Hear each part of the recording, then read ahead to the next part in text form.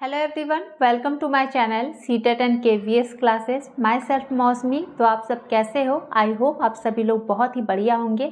तो आज हम लोग झारखंड की पोस्ट ग्रेजुएट टीचर की जो वैकेंसी आई हुई है उसके बारे में बातें करेंगे कि इसमें कौन कौन बच्चे अप्लाई कर सकते हैं, इसमें एज लिमिट क्या है, कितने एज तक आप अप्लाई कर सकते हैं और साथ ही इसमें क्या क्या योग्यता जो है वो होना चाहिए आपका, और साथ ही ये जो एग्ज़ाम है वो कैसा होगा, ऑनलाइन होगा या फिर ऑफलाइन होगा, एग्ज़ाम पैटर्न क्या रहेगा और इसमें नेगेटिव मार्किंग रहेगी या फिर नहीं रहेगी, और साथ ही इसके सिलेबस के बारे में यानी क्या क्या आपको इस एग्ज़ाम में पूछा जाएगा, इन सभी चीज़ों के बारे में आज की क्लास में हम लोग बातें करेंगे।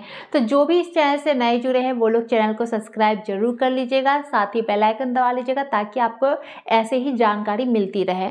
तो देखिए, आप सभी को पता ही होगी कि झारखंड पोस्ट ग्रेजुएट टीचर जो है इसकी रिक्वायरमेंट्स आई हुई है। इसमें टोटल पोस्ट जो है वो कितनी है, तो 3120 है।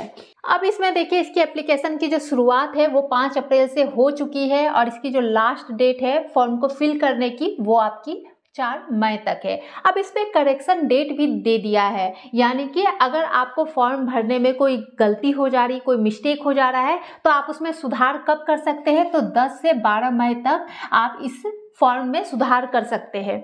और देखिए एप्लीकेशन फ़ी, अब इसके लिए फ़ी क्या लगेगी आपको फॉर्म को फिल करने में, तो जनरल, ओबीसी और ईडब्ल्यूएस कैटेगरी के जो भी है उन्हें 100 रुपीज़ लगेगी, और जो भी एससी और एसटी कैटेगरी के हैं उन्हें 50 रुपीज़ जो है वो देना होगा। अब यहाँ देख लीजिए एज लिमिट, यानी कब से कब तक जो है, कितने एज तक बच्चे जो है वो अप्लाई कर सकते हैं। तो इसमें मिनिमम एज जो है वो 21 वर्ष जो है वो माना गया है, यानी 21 वर्ष के हैं आप तो आप अप्लाई कर सकते हैं, और मैक्सिमम 40 वर्ष तक यानी 40 साल की उम्र तक आप जो है इस फॉर्म को अप्लाई कर सकते हैं। अब यहाँ देखिए अत्यंत पिछड़ा वर्ग, जो भी अत्यंत पिछड़ा वर्ग है उसमें भी अनुसूची 1 में वो कब तक अप्लाई कर सकते हैं, तो वो 42 वर्ष की उम्र तक इसमें अप्लाई कर सकते हैं। और जो पुरुष होते हैं जो अनुसूची 2 में आते हैं वो भी 42 वर्ष तक जो है वो अप्लाई कर सकते हैं। अब यहाँ देखिए अनुसूचित जाति पुरुष या फिर महिला, यानी कोई भी अनुसूचित जाति हो, चाहे वो पुरुष हो चाहे वो महिला हो, तो वो 45 वर्ष की उम्र तक जो है इस फॉर्म को अप्लाई कर सकते हैं। अब अनुसूचित जनजाति पुरुष एवं महिला, यानी अनुसूचित जनजाति के जो भी पुरुष और महिलाएं हैं वो लोग भी 45 वर्ष की उम्र तक इस फॉर्म को अप्लाई कर सकते हैं। अब इसमें जो एग्ज़ाम है वो कैसा होगा, तो कंप्यूटर बेस्ड एग्ज़ाम होगा। क्लियर है?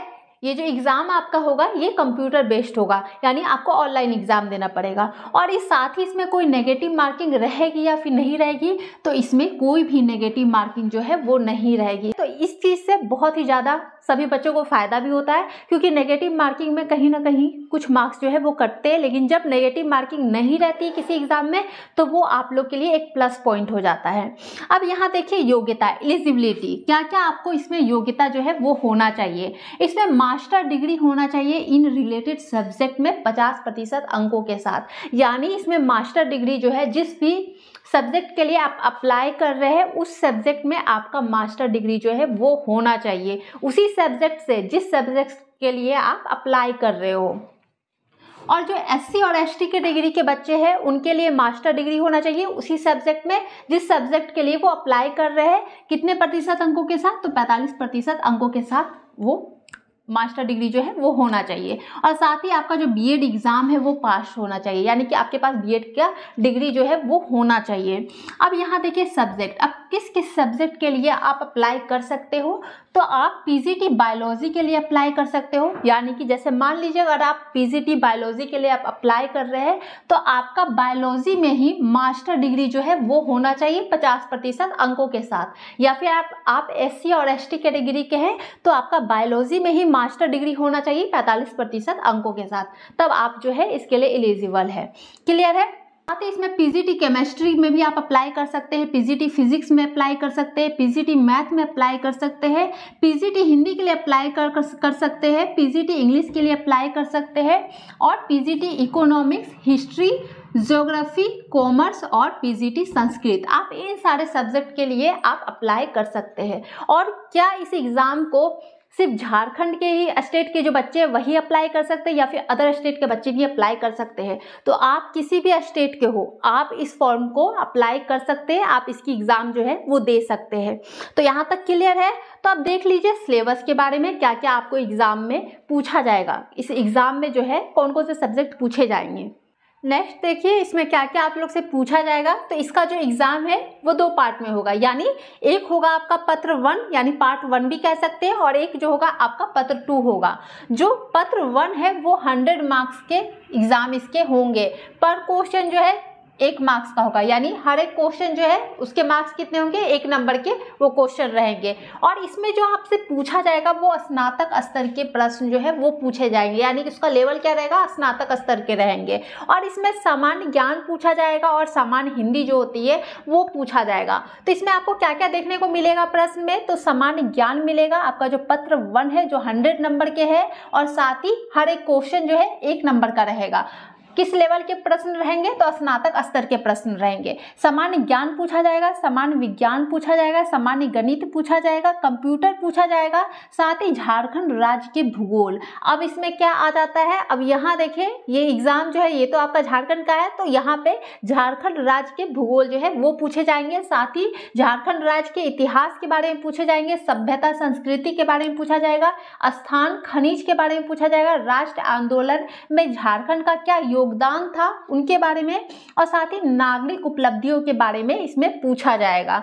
अब देखिए अभी हिंदी भाषा का ज्ञान, इसमें आपका सामान्य ज्ञान तो रहेगा, सामान्य ज्ञान में ये सारे पूछे जाएंगे, और जो हिंदी भाषा का ज्ञान है उसमें आपसे अपठित जो अनुच्छेद होते हैं वो पूछे जाएंगे, और साथ ही इसमें व्याकरण भी रहेंगे। क्लियर है, तो ये आपका पत्र 1 जो है ये कंप्लीट होता है। अब आपका आता है पत्र 2। अब पत्र 2 जो है वो आपके 300 मार्क्स के एग्जाम होंगे, 300 नंबर के, और हर एक क्वेश्चन जो है वो कितने नंबर का रहेगा, वो 2 नंबर के रहेगा। क्लियर है, इसमें एक क्वेश्चन 2 मार्क्स के रहेंगे, इसमें हर एक क्वेश्चन 1 ही मार्क्स के रहेंगे। क्लियर। अब इसमें जो प्रश्न पूछा जाएगा वो स्नातकोत्तर स्तर के प्रश्न जो है वो इसमें पूछे जाएंगे। अब इसमें पूछा क्या क्या जाएगा, तो आप जो भी सब्जेक्ट में अप्लाई कर रहे हो वही सब्जेक्ट के क्वेश्चन जो है वो 300 मार्क्स के पूछे जाएंगे। जैसे अगर आप बायोलॉजी से अप्लाई कर रहे हो, बायोलॉजी के लिए अप्लाई कर रहे हो, तो आपके इसमें उसी के क्वेश्चन जो है वो आपके 300 नंबर के मिलेंगे। अगर आप हिस्ट्री के लिए अप्लाई कर रहे हो तो आपको उसी के क्वेश्चन जो है वो आपको 300 नंबर के मिलेंगे इसमें। क्लियर है यहाँ तक। और इसका जो एग्जाम है वो 1 ही दिन होगा, ऐसा नहीं है इसका एग्जाम जो है अलग अलग दिन पे लिया जाएगा, नहीं, 1 ही दिन इसके एग्जाम जो है वो ली जाएगी। और कोई भी डाउट्स अगर आप लोग की रह गई होगी तो कमेंट्स में जरूर बताइएगा।